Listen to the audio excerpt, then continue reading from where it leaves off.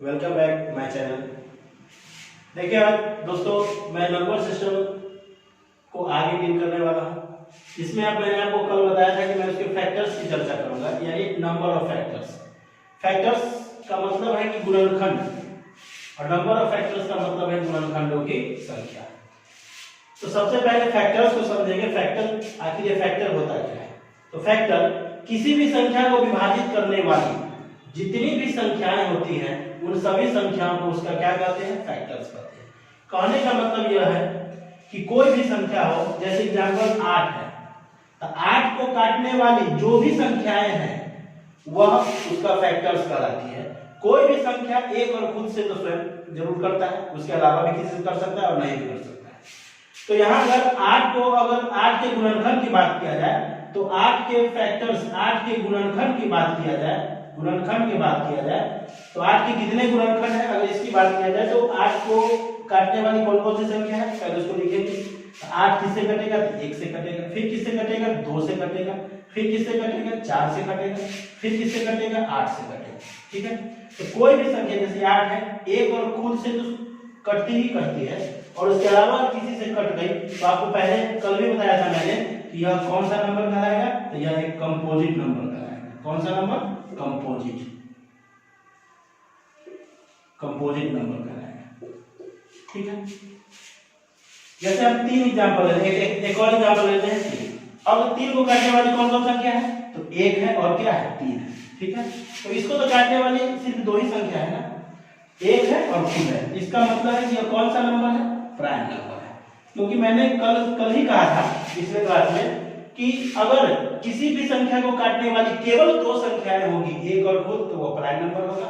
और किसी भी संख्या को काटने वाली 2 से ज्यादा संख्याएं होंगी तो वह कौन सा नंबर कहलाएगा? तो कंपोजिट नंबर। ठीक है, तो 8 को काटने वाली कितनी संख्याएं हैं? तो 4 संख्याएं, 1 2, 1 से कटेगा, 2 से कटेगा, 4 से कटेगा, 8 से कटेगा। लेकिन हमको यहाँ गुणनखंड की संख्या बताना है, यानी 8 को काटने वाली कितनी संख्या है? तो 1 संख्या, 2 संख्या, 3 संख्या और 4 संख्या। यानी अगर फैक्टर्स की संख्या की बात किया जाए, गुणनखंड की संख्या, गुणनखंड की संख्या, किसके गुणनखंड की संख्या? तो 8 के गुणनखंड की संख्या की बात किया जाए तो 8 के कितने गुणनखंड होंगे? तो 4 गुणनखंड होंगे। ये तो आपको एक छोटा नंबर था तो आपने इसको डिवाइड देके भी पता कर लिया कि इसको काटने वाली 4 संख्या ही होगी और 3 को काटने वाली कितनी संख्या है? तो 2 ही संख्या है। लेकिन अगर कोई बड़ा नंबर आ जाए तो उसको कैसे डील करेंगे? सबसे पहले अगर 8, यहाँ तो छोटा नंबर आ गया, अब बड़ा। फैक्टर्स से जो एग्जाम में प्रश्न पूछा जाता है वो इस प्रकार से पूछा जाता है कि अगर कोई भी संख्या यहाँ पर दे दिया जाता है और उससे पूछा जाता है कि उसकी कुल कितने फैक्टर्स है। तो सबसे पहले मैंने अभी कहा था कि अगर कोई छोटा संख्या है तो उसको आप भाग देके भी पता कर सकते हैं कि कितने संख्या है। जैसे अगर 32 की बात किया जाए, अगर 32 की बात किया जाए तो 32 को डिवाइड करने वाली कितनी संख्या है तो आप भाग में देंगे। कोई संख्या 1 से तो करते ही करती है, ये कितना से? 2 से भी कट जाएगा, 3 से तो नहीं कटेगा, 4 से कट जाएगा, 5 से नहीं कटेगा, 6 से नहीं कटेगा, 7 से नहीं कटेगा, 8 से कट जाएगा। ठीक है, 8 से कट जाएगा, फिर 16 से कट जाएगा और फिर उसके बाद कितना से कट जाएगा? 32 से कट जाएगा। ठीक है, तो यह देखिए, आप गिनिए इसको। अगर गुणनखंड की संख्या गिनना है, यानी फैक्टर्स की संख्या, यानी कुल कितने फैक्टर्स है, यानी 32 को काटने वाली कितनी संख्या है? तो 1 2 3 4 5 और 6। इसका मतलब है इसका आंसर कितना होगा? 6 फैक्टर्स होंगे इसके आंसर, और यही आंसर होगा इसका 6 फैक्टर्स। क्योंकि एक छोटा संख्या है, अगर बड़ा संख्या अगर होगा तो उसको कैसे निकालेंगे उसको पहले देखेंगे। तो 32 जिसका गुणनखंड की संख्या निकालना है उसको हम लोग फैक्टराइज करेंगे। फैक्टराइज करने का मतलब यह है उसको जैसे एलसीएम लेते हैं उस टाइप से उसको फैक्टर करेंगे उसका। लेकिन यह निश्चित रूप से आपको याद रखना है कि यहाँ पर जो भी इसका फैक्टराइज करेंगे एक प्राइम नंबर से करेंगे। कौन सा नंबर से करेंगे? तो प्राइम नंबर से करेंगे, प्राइम नंबर से। जैसे यहाँ से अगर 32 4 से निकल जाएगा, 4 से नहीं लगाना, प्राइम नंबर कौन सा है? 2 है, 3 है, 5 है, 7 है, तो उससे ही करना है। ये नहीं कि आपको 32 4 से लगना है तो 4, फिर तो 4 का भी फिर तो गुणनखंड हो जाएगा। इसलिए आपको पहले इसको प्राइम नंबर से ही लगाना है, हमेशा प्राइम नंबर से ही लगाना है। तो 2 से लग जाएगा कितने बार में? 16 बार में, फिर 2 से कितने बार में? 8 बार में, फिर 2 से कितने बार में? 4 बार में, फिर 2 से कितने बार में? 2 बार में। यानी इसका कहने का मतलब यह है कि 32 को हम लिख सकते हैं 2 गुने 2 गुने 2 गुने 2 गुने 2, यानी कितने बार आ गए? तो कोई भी संख्या बेस में एक ही बार होना चाहिए। यहाँ 2 कितनी बार है? 5 बार है, जिसको पावर के रूप में लिखिए। 2 का पावर कितना लिख सकते हैं? इसको 5 लिख सकते हैं। ठीक है। अब अगर यहाँ पर अगर फैक्टर्स की संख्या निकालना है, फैक्टर्स की संख्या, तो एक फॉर्मूला होता है फैक्टर्स की संख्या निकालने का। क्या होता है? पावर प्लस 1, यानी बेस को छोड़ देना है, बेस के पावर में जितना होगा उसको लिखना है और उसमें कितना जोड़ देना है पावर में? तो 1 जोड़ देना है। अगर इसके फैक्टर्स की बात किया जाए तो 32 को लिखा जा सकता है 2 का पावर 5। तो बेस में जो यहाँ पे बेस को छोड़ दीजिए, बेस में एक प्राइम नंबर होना चाहिए, बेस में एक प्राइम नंबर ही होना चाहिए। यह इंपॉर्टेंट पॉइंट है, बेस हमेशा प्राइम नंबर होना चाहिए। जैसे मैंने आपको कहा, इसलिए मैंने कहा था इसको प्राइम नंबर से लगाना है। ठीक है, तो बेस में प्राइम नंबर भी है। और ये पावर की बात करेंगे तो पावर प्लस 1, यानी पावर कितना है? 5 है, और प्लस 1 यानी कितने फैक्टर्स होंगे? तो 6 फैक्टर्स होंगे। ठीक है, तो बड़ा बड़ा जो क्वेश्चन होता है उसको इसी विधि से बनाया जाता है। ठीक है, तो ये 32 की बात हो गई। अगर 32 के फैक्टर्स पूछा गया तो इतना हम लोग बता दिए। अब अगर हम लोग के पास यहाँ पर मैं दूसरा प्रश्न देता हूँ, यानी अगर आपसे यह पूछा जाए कि बताइए 81 के कुल कितने फैक्टर्स है? 81, तब क्या कीजिएगा? 81 का फैक्टर्स निकालने के लिए सेम कंडीशन, आप या तो भाग विधि द्वारा निकाल सकते हैं अगर छोटा लिखे तो, नहीं तो फिर उसी टाइप से करेंगे। 81 2 से तो लगेगा नहीं, तो कितना? 3 से तो लग जाएगा। 3 से कितना बार में? 27 बार में। 3 से कितना बार में? 9 बार में। 3 से कितना बार में? 3 बार में। यानी हम 81 को लिख सकते हैं 3 का पावर कितना? 4 लिख सकते हैं। देखिए बेस में हमेशा कौन सा नंबर है? प्राइम नंबर है। ठीक है, अब पावर तुरंत अभी आपको बताए थे फैक्टर्स की संख्या कितना हो जाएगा? पावर प्लस 1, यानी पावर में कितना है? 4 है, प्लस 1 यानी कितना हो जाएगा? 5 फैक्टर्स होंगे। यही आपका आंसर। ठीक है, तो यहाँ पर बेस में कोई एक ही संख्या आ रहा है। अगर बेस में अगर 2 संख्या आ जाएगा तो क्या करेंगे? उसके लिए क्वेश्चन को बनाते हैं। अगर एक क्वेश्चन ऐसा आ जाए 60 के कुल कितने फैक्टर्स है? 60 के कुल कितने फैक्टर्स है? कितने फैक्टर्स?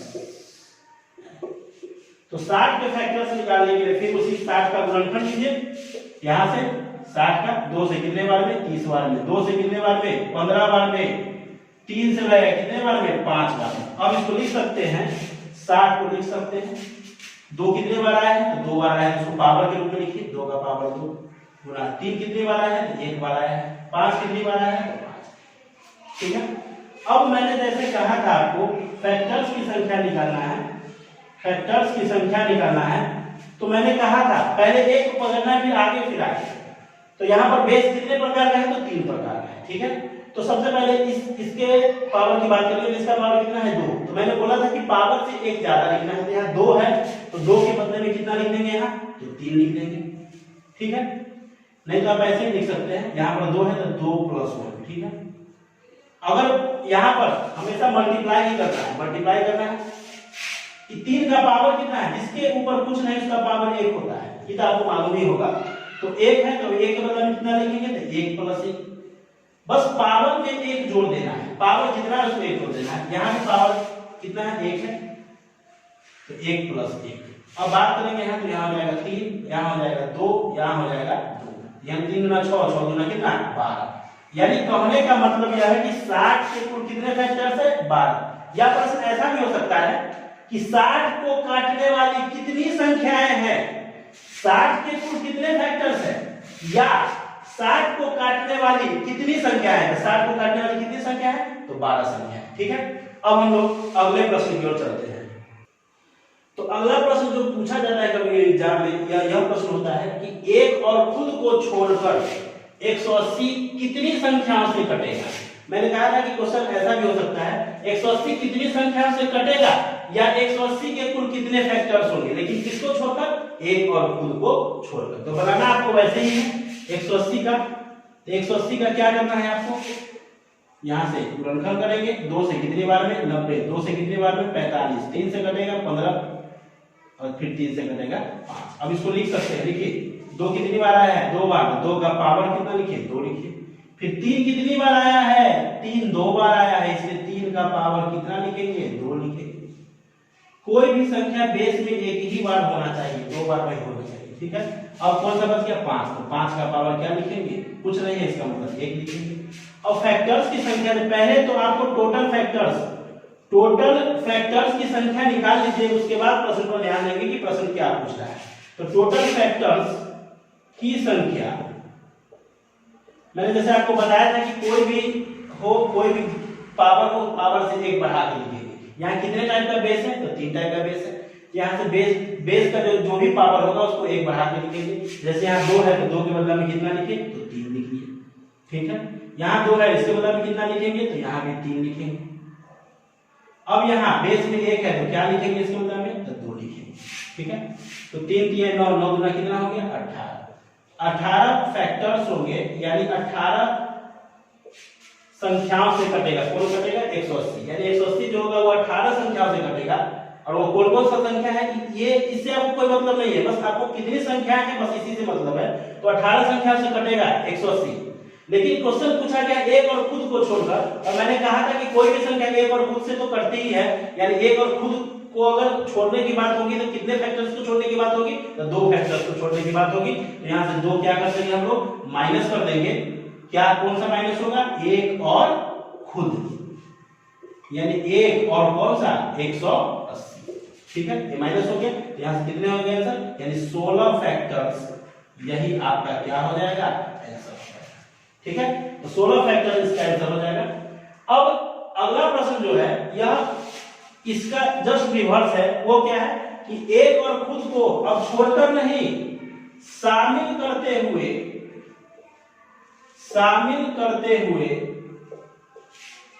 180 कितनी संख्याओं से कटेगा। मान के चलिए यही प्रश्न है आपका, तो आप यहां तक निकाल चुके हैं, चलिए यहां तक निकाल चुके हैं, यहाँ तक निकालने की जरूरत नहीं है। टोटल फैक्टर्स अब ये कि 1 और खुद को शामिल कर देंगे तो 2 यहाँ पर जोड़ देंगे। अरे नहीं जोड़ेंगे, क्योंकि 1 और खुद तो पहले से शामिल है, अब उसको क्या दोबारा शामिल करेंगे आप लोग। तो जब यहाँ पर यही प्रश्न होता है, जब शामिल करते हुए अगर लिखा रहता है तो बच्चा क्या करता है कि 1 और खुद का मतलब 2 फैक्टर उसमें जोड़ देता है, यही पर गलती होती है। लेकिन यहाँ पर तो पहले से मालूम है कि शामिल करते हुए में तो पहले से शामिल है 1 और खुद, तो दोबारा थोड़ी शामिल करेंगे। तो शामिल करने वाले प्रश्न में जो टोटल फैक्टर्स होगा वही उसका क्या होगा, वही उसका आंसर होगा, ठीक है। अब हम लोग अगले टाइप में चलेंगे, फैक्टर्स के अगले टाइप में चलेंगे हम लोग। अब अगले टाइप यानी अब हम लोग इवेंट फैक्टर्स में निकालेंगे। कौन सा फैक्टर, इवेंट फैक्टर्स, मतलब इवेंट का मतलब सम फैक्टर्स, यानी कोई भी संख्या के कितने सम गुणनखंड होंगे, यानी सम फैक्टर्स होंगे, सम गुणनखंड। तो आपको काम वही करना है जो पहले किए थे, वैसा ही करना है। वो निकालने के समय हम लोग थोड़ा सा उसको अलग करेंगे। बस पहले जो जैसे किए थे 240 को क्या करेंगे हम लोग, अब 240 का वही गुणनखंड करेंगे। कितने से लगेगा, 2 से लगेगा, कितने बार में 120, 2 से कितने बार में 60 बार में, 2 से कितने बार में 30 बार में, 2 से कितने बार में 15 बार में, 3 से कितने बार में 5 बार में। अब तो नहीं लगेगा। देखिए यहाँ पर हमेशा एक प्राइम नंबर ही है, प्राइम नंबर के अलावा कोई नहीं होना चाहिए, प्राइम नंबर के अलावा कोई नहीं होना चाहिए। आप 240 क्या लिख सकते हैं, 2 कितनी बार है, 1 2 3 4, यानी 2 का पावर कितना लिख सकते हैं, इसको 4 क्या लिख सकते हैं, 3 एक बार है, 3 का पावर 1 लिखे, या ऐसे रहने दीजिए, 5 है तो 5, ठीक है। तो यहां तक तो आपको काम वैसे ही करना है, चाहे आपको सम फैक्टर से निकालना हो, विषम फैक्टर से निकालना हो, या टोटल फैक्टर से निकालना हो, या प्राइम फैक्टर से निकालना हो, सब में वैसा ही करना है। यहाँ में कोई चेंज नहीं होगा, ये वैसे ही होगा। अब टोटल फैक्टर्स, मैंने आपको कहा था कि टोटल फैक्टर जब भी निकालेंगे तो बेस का जो भी पावर होगा, पावर किसको करना है, किसको बढ़ाना है, तो पावर को बढ़ाना है, पावर से 1 ज्यादा लिखेंगे। तो पावर यहाँ पर कितना है, 4 है, 4 के बदले में क्या लिखे, 5 लिखे। फिर गुना है, गुनाई लिखेंगे।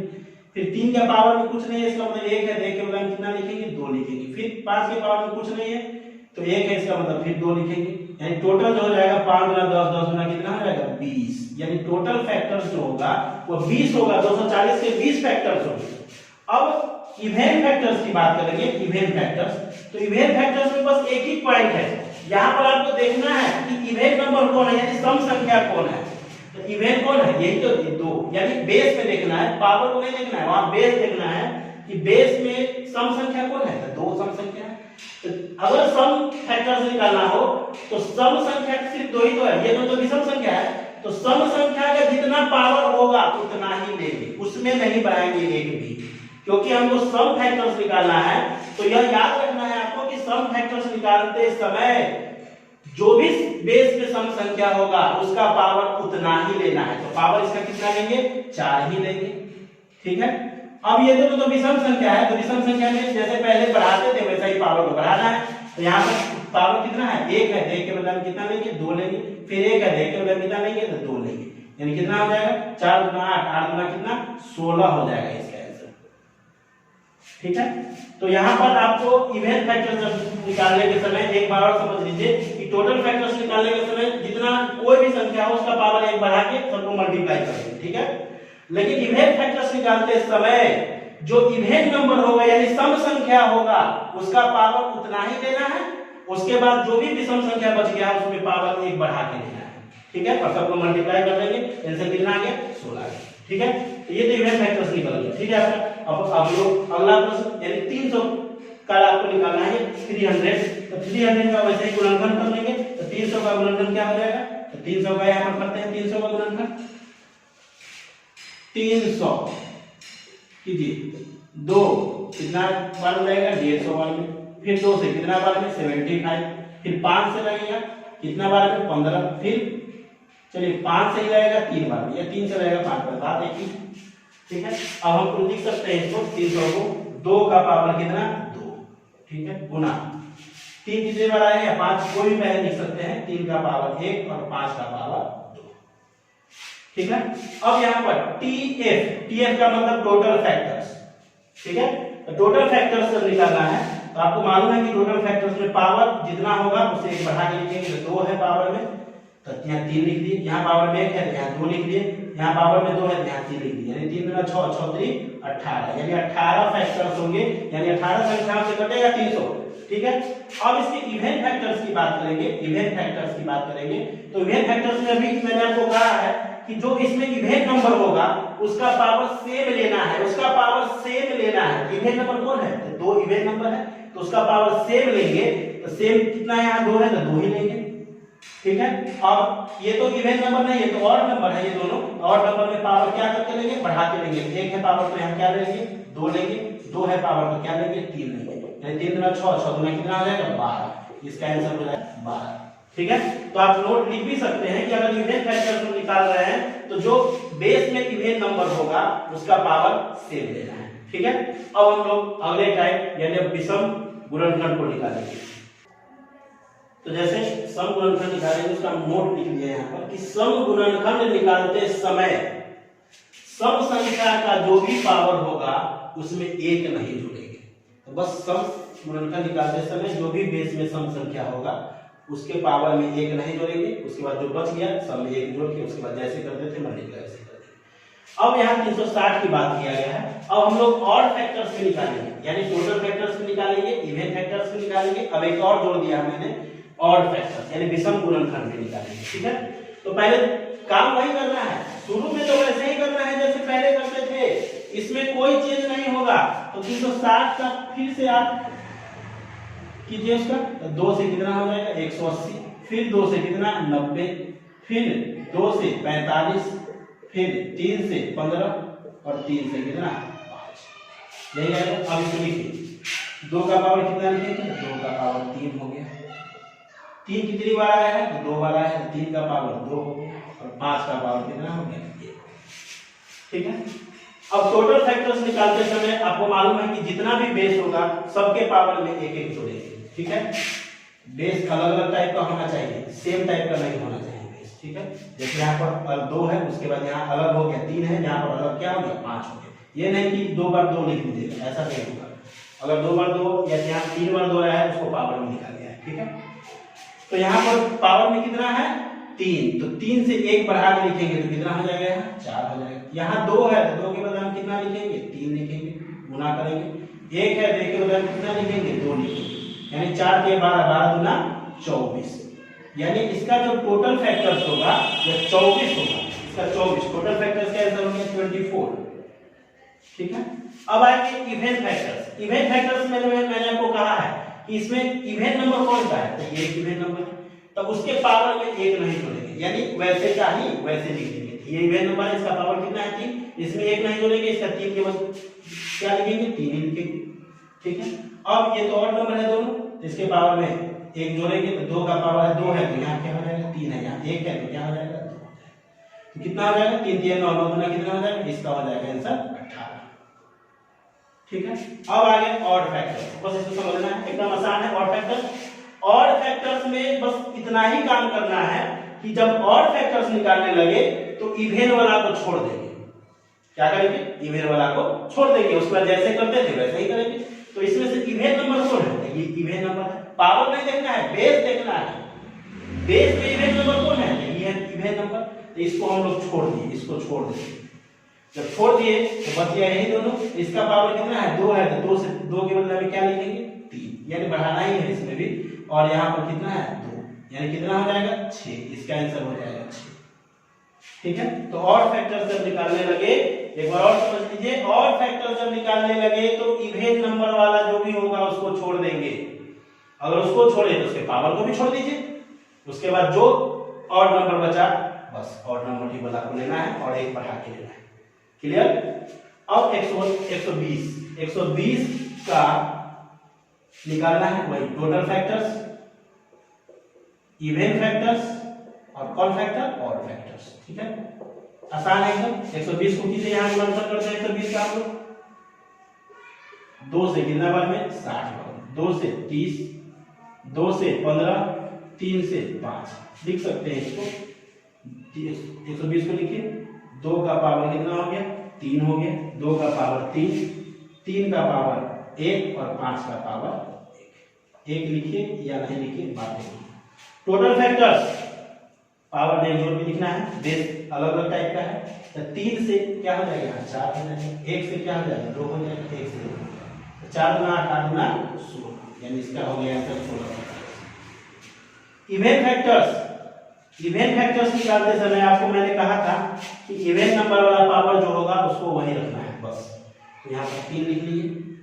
अब इसको बढ़ाना है कि नहीं बढ़ाना है, ये तो इवेन नंबर नहीं है, ये तो ऑड नंबर है, तो ऑड नंबर में पावर बढ़ाना ही है, तो 2 और यहाँ भी 2 हो जाएगा, ठीक है। तो 3 गुना 6 6 गुना कितना हो जाएगा 12, इसका आंसर हो जाएगा 12।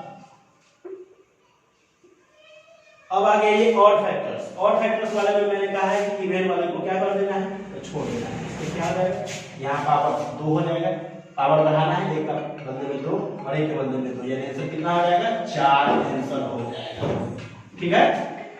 अब हम लोग अब अगले टाइप में यानी अब हम लोग अभाज्य गुणनखंड निकालेंगे, उसके बाद इसका योग भी निकालेंगे, ठीक है। मैंने अब तक टोटल फैक्टर्स पढ़ा, इवेन फैक्टर्स पढ़ा, ऑड फैक्टर्स पढ़ा, ठीक है। और अब आगे का जो क्लास होगा वो अगले क्लास में यानी कि हम लोग कल करेंगे, तब तक आप लोग इसको देखिएगा, अच्छे से देखिएगा और समझिएगा कि मैंने क्या क्या पढ़ा दिया है आपको, क्योंकि अगले क्लास में इसका जरूरत पड़ेगा, क्योंकि मैं अभाज्य गुणनखंड भी निकालूंगा इसका, यानी जो भी नंबर होगा उसके कितने अभाज्य गुणनखंड होंगे वो निकालूंगा, और जितने भी मैंने आज total factors, odd factors, even factors पढ़ाया है उसका योग भी मैं कल निकालूंगा, ठीक है। तब तक के लिए